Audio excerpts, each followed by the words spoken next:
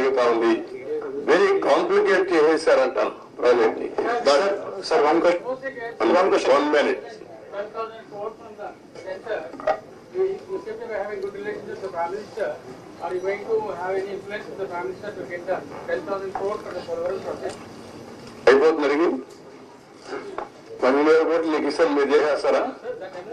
No, what I am asking you, are you able to study the project?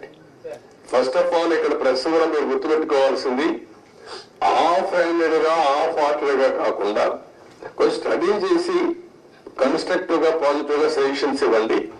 Project complete చేయాలి, నష్టం చేసిన వ్యక్తులపై చర్యలు తీసుకోవాలి.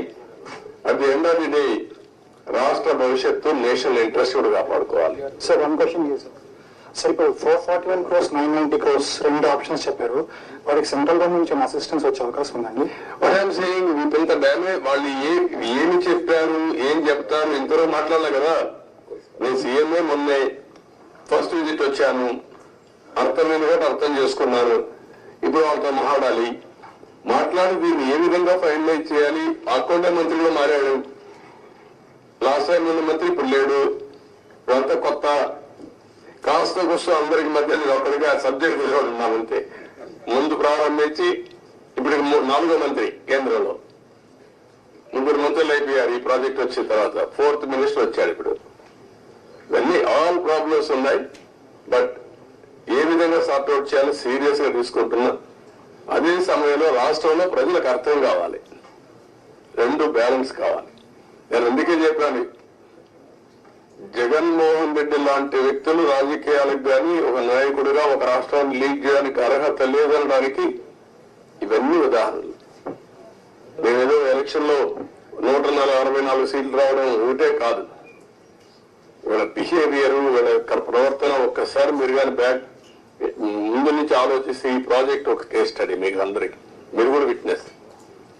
కనీసం ఇక్కడికి వచ్చి ఎప్పుడైనా ఈ 5 ఏళ్ళలో ఒక్క రోజైన పురస్కారాలు పెట్టా, ఈ ప్రాజెక్ట్ ఏం చేశారు చెప్పారా? ఎక్కడా లేదు. ఎక్కడా పెట్టలేదు, ఇక్కడ పెట్టలేదు, ఎక్కడా లేదు.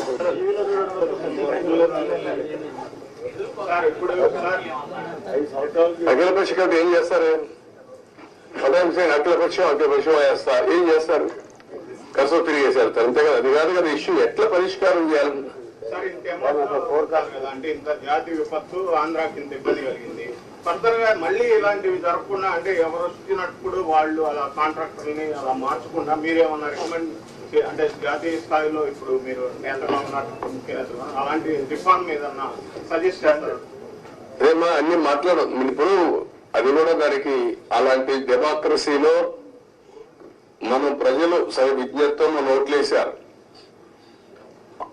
ఆ ప్రజలే లాస్ట్ టైం ఓట్లు వేశారు కాబట్టి లైసెన్స్ వచ్చింది డ్యామేజ్ చేయడానికి. ఇదో కేసు అది అంతే. గవర్నమెంట్ ఆఫ్ ఇండియా చట్టాలు తేవడం ఉంది, అన్ని రాష్ట్రాలకు తెలరు కదా. ఒక రాష్ట్ర ప్రభుత్వం, కేంద్ర ప్రభుత్వం తప్పు చేసిన పనిష్ చేయాలి. ఎవరు పనిష్ చేయాలి? ప్రజలు పనిష్ చేశారు, సరిపోతుందా? 10 ఏళ్ళు కాదు, డబ్బులు ఎవరు డబ్బులు? ఇది tax payers money. Project safety,